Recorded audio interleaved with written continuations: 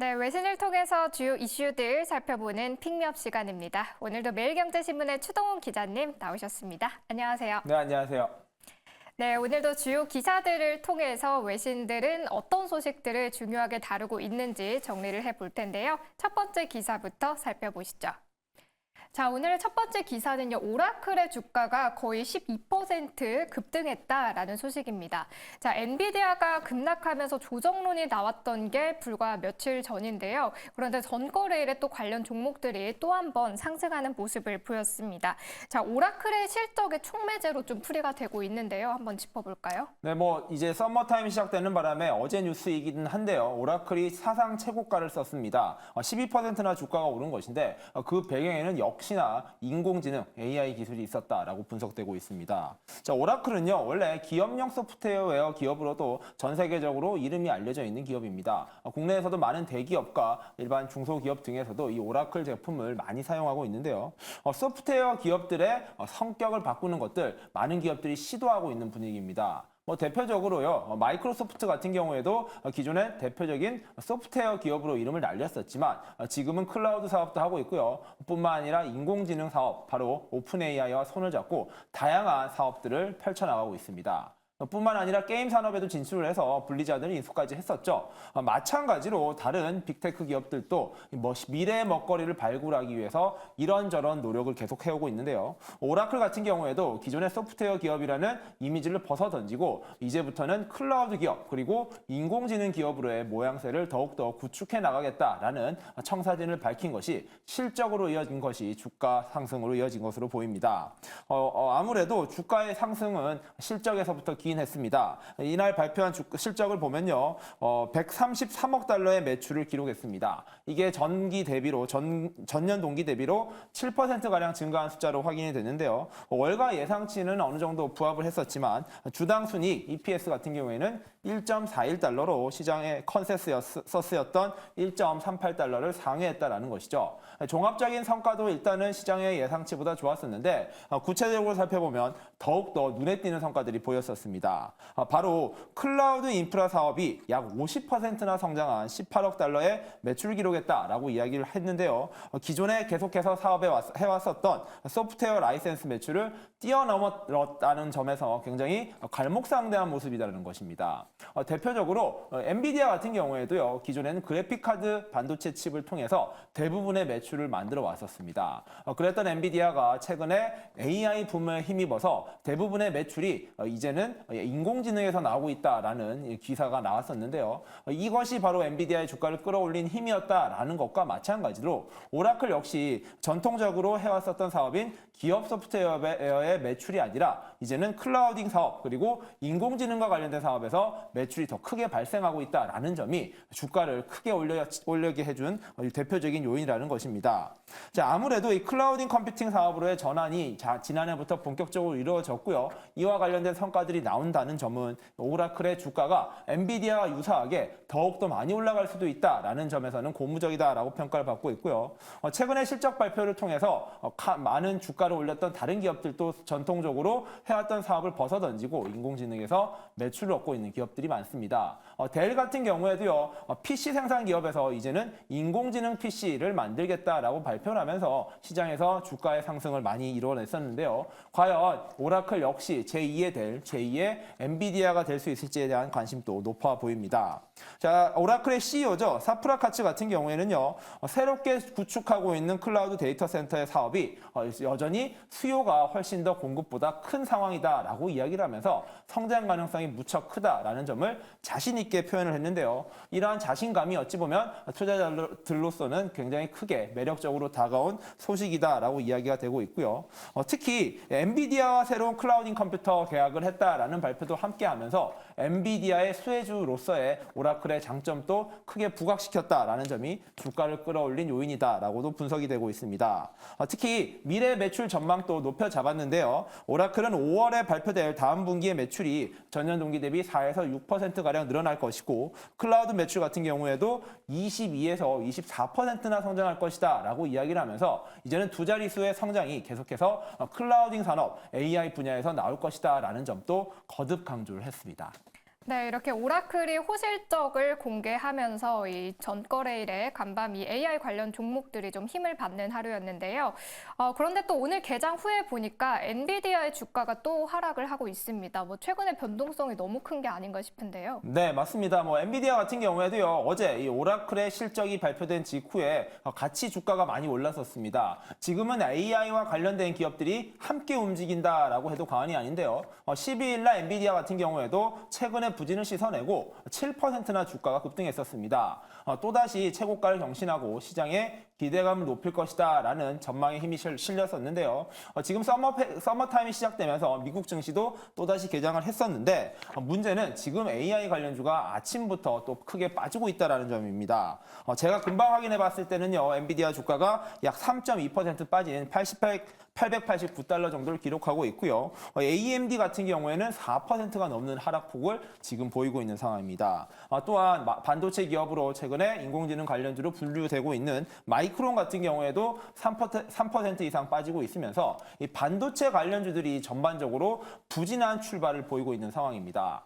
자, 이 말은 결국에는 인공지능과 관련된 관련주들의 변동성은 계속해서 커질 수밖에 없다라고 이야기가 되는 부분이라고 보셔야 될 것 같고요. 물론 아직은 장 초반이기 때문에 이러한 분위기가 언제까지 이어질지 좀 더 살펴봐야겠지만 최근에 보이고 있었던 급등락이 계속해서 반복되는 모양새가 이어질 경우에는 투자자들 입장에서는 피로도가 높아질 수밖에 없다라는 우려도 커지고 있습니다. 자, 뿐만 아니라 12일 날 CPI가 발표된 직후 그날은요. 아무래도 다행히도 큰 충격을 받지 못하는 모습이었지만 그 다음날 13일에 접어들면서 그 충격파가 조금씩 후폭풍을 이뤄내는 것은 아닌가라는 우려도 키우고 있고요. 단순히 단기 조정장에 그칠 것인지 또는 장기적으로 장기 하락으로 가는 그 마중물이 될 것인지에 대해서는 조금 더 지켜봐야 된다라는 이야기가 나오고 있습니다. 자, 뿐만 아니라요. 19일부터 20일까지 FOMC가 이제 예정되어 있죠. 지금까지 CPI를 기다리는 모습으로 숨죽인 모습들을 보였었던 기업들이 앞으로 한 일주일 동안은 이 FOMC가 열리기 전 과연 어떤 분위기가 연출되고 어떤 방향으로 흘러갈지를 놓고 조용한 눈치 싸움이 치열해질 것이다 라는 이야기가 나오고 있습니다. 실적 장세가 끝이 나고요. 지금의 분위기는 기관 그리고 숫자들, 데이터들의 시간이 다가오고 있는 상황인 것 같습니다. 또한 제롬 파월 FOMC 페드 의장의 발언에 따라서 또다시 미국 시장 그리고 뉴욕 증시에 전반적인 영향을 계속해서 미칠 것인 만큼 일주일 동안은 숨죽이는 시간들이 흘러갈 것이다 라는 이야기에도 힘이 실리고 있습니다. 네, 이렇게 호실적과 함께 기록적인 주가를 기록했던 오라클의 소식 그리고 오늘 개장 후에 AI 관련 종목들의 움직임까지 함께 정리를 해봤습니다. 자, 그럼 이어서 다음 기사로 넘어가 보겠습니다. 자, 오늘의 두 번째 기사는요. 미국이 필리핀에 10억 달러 규모의 투자를 발표했다라는 소식입니다. 자, 현재 반도체 공급망은 한국과 대만 같은 일부 국가에 좀 집중이 돼 있는 상황인데요. 미국이 공급망 다변화를 위해서 필리핀의 반도체 투자 시설에 이제 투자를 하겠다라는 소식입니다. 자, 구체적인 내용 한번 짚어볼까요? 네, 사진에 나오고 있는 인물이요. 지나 러먼도 미국의 상무장관입니다. 대중적으로 많이 알려져 있는 사람은요. 자넷 옐런 재무부 장관 같은 사람들이 있을 텐데요. 최근에는 이 러먼도 장관이 곳곳에서 등장을 하면서 시선을 끌고 있는 분위기인 것 같습니다. 최근에는 인텔이 다시 한번 파운드리 사업에 진출하겠다라는 선언을 했을 때 이 러먼도 장관이 참석을 해서 인텔이 미국의 미래를 이끌 핵심적인 기업이다라는 목소리를 힘을 실어 주었었죠. 이번에는 필리핀으로 떠난 이 러먼도 장관이 필리핀에 많은 투자를 단행하겠다라는 목소리를 내면서 주목을 받고 있는 상황입니다.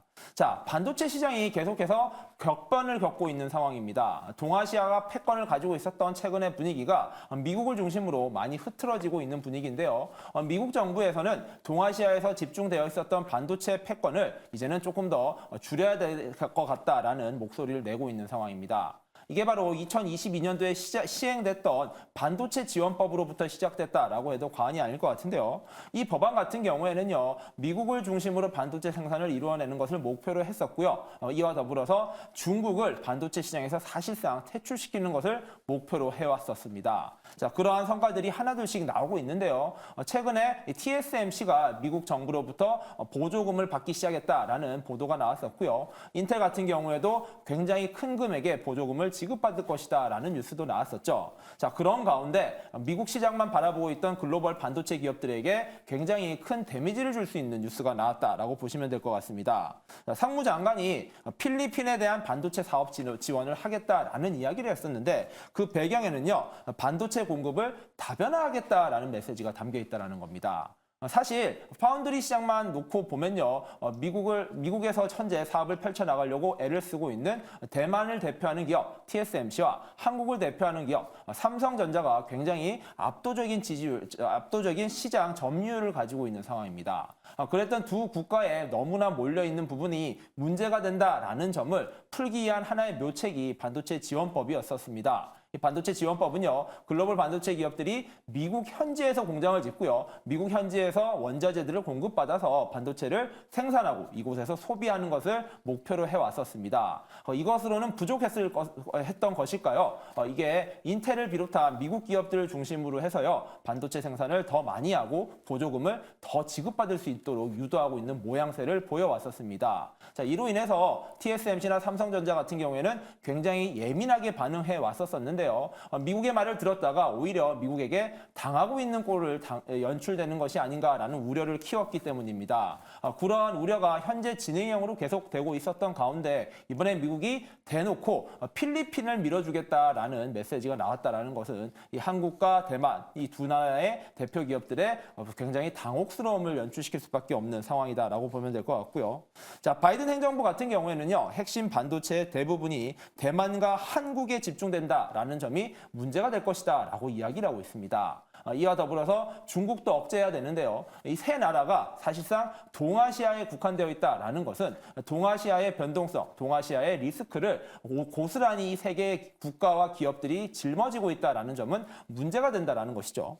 그렇다 보니까 동남아시아를 대표하는 필리핀으로 그 리스크를 분산시키는 것이 이번 정책의 목표다라고 이야기를 하고 있습니다. 자, 러먼드 장관은요, 필리핀 같은 경우에는 주요 광물이 풍부하다라는 점이 어찌 보면 반도체 생산을 하는데 굉장히 효과적이고 장점을 가지고 있는 특징이라고 이야기를 하면서요, 미국 기업들이 공급망을 유연하고 그리고 확대하는 것이 어찌 보면은 향후 공급망 리스크를 낮추는 최선의 전략이다라고 판단을 하고 있는 것으로 보입니다.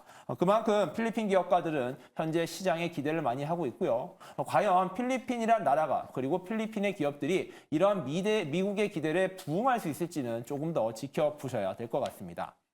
네, 미국이 반도체 공급망의 다변화를 위해서 필리핀에 투자를 결정했다라는 소식이었고요. 좀 우리로서는 좋은 소식이 아니니만큼 좀 걱정이 되는 소식이기도 했습니다.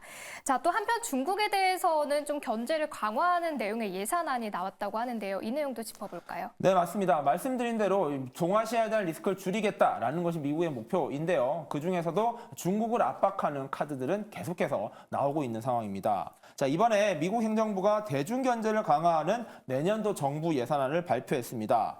먼저 의회 승인 없이 행정부의 결정만으로 미국 물자를 대만에 공급할 수 있는 대만을 지원하는 지원책이 하나 발표가 됐는데요. 이 부분은 어찌 보면 중국을 자극할 수밖에 없는 내용이긴 합니다.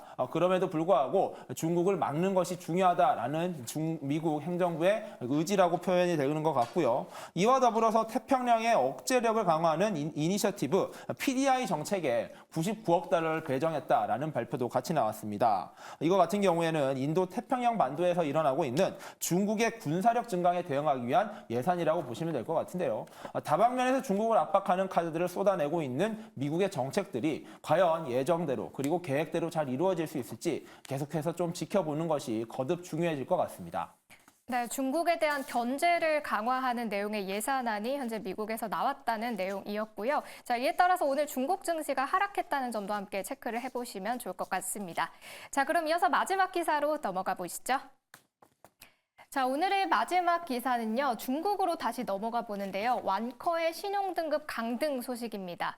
자, 무디스가 완커의 신용등급을 투자 부적격 등급으로 분류를 했고요. 추가 하향도 검토를 하고 있다는 소식이 전해졌습니다. 이 부동산 우려가 또다시 번지는 게 아닌가 하는 좀 우려가 나오고 있는데요. 강등 배경 살펴볼까요? 네, 미국이 압박을 하지 않더라도요, 중국 자체가 현재 어려움을 계속해서 겪고 있는 분위기입니다. 버블이 커졌다 지금 계속해서 계속해서 터지고 있는 분위기인데요. 부동산 산업이 특히 그렇습니다. 중국의 부동산 경제가요, 굉장히 가파르게 성장을 했지만 자세히 들여다보니 문제가 많았다라는 것이 계속 확인이 되고 있었는데요. 지난해부터 이야기가 됐었던 헝다와 비구이 유안부터 해서요, 지금 새롭게 중국에서 두 번째로 큰 부동산 기업 완커에 대한 신용 등급이 투자 부적격으로 떨어졌다라는 뉴스가 또다시 나왔습니다.